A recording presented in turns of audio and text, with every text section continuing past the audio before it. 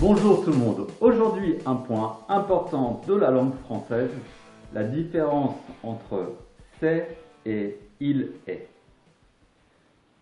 La différence est difficile à comprendre, car ce ou il sont tous les deux pour des objets ou une personne, quelque chose d'abstrait ou de concret. On retrouve les deux dans leur forme présente, c'est, il est, mais on les retrouve aussi au pluriel. Ce sont, ils sont. Quand on parle de pluriel.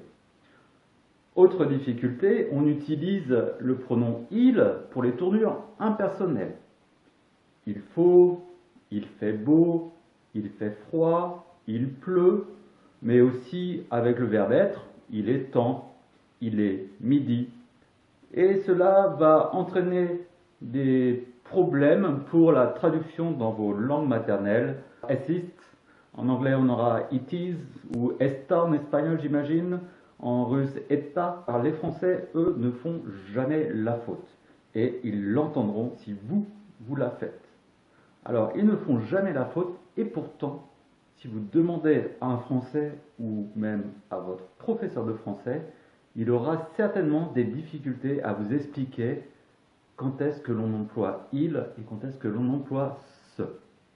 Alors on va voir cela ensemble. Vous aussi, rappelez-vous votre première leçon de français. Moi, c'est Sylvain. Je suis breton, je suis professeur de français. Je présente maintenant une autre personne. Lui, c'est Pedro. Il est espagnol, il est architecte. Vous voyez, dans les deux cas, nous parlons d'une personne et nous allons employer c'est et il est. Voyons ensemble. C'est est utilisé pour présenter, pour définir la personne ou l'objet.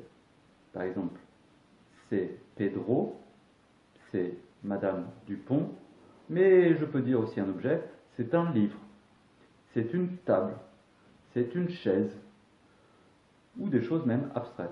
C'est la liberté, c'est mon idée. Donc, pour la définition, la présentation d'un nom. Ensuite, je vais avoir le pronom il, qui ici reprend une personne qui a déjà été définie. Il va maintenant s'agir de la qualifier, de la décrire. Qualifier, nous aurons par exemple un adjectif qualificatif. Il est français. Il est grand. Il est beau. Il est espagnol. Soit avec un adjectif, nous aurons aussi son métier. Il est architecte. Il est professeur. Dans ce cas, nous pouvons avoir d'autres pronoms. Ça peut être aussi une femme. Elle est anglaise. Elle est chinoise. Elle est belle. Elle est grande. Elle est forte. Voilà, vous avez toujours ce schéma. Donc revoyons ensemble au point de vue grammatical. Nous aurons donc les structures suivantes. Ce, ou disons c'est, sera donc suivi d'un nom.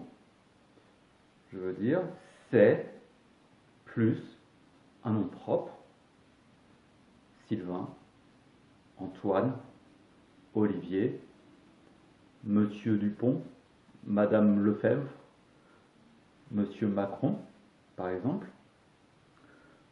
ou bien un nom commun, donc précédé de l'article, défini ou indéfini.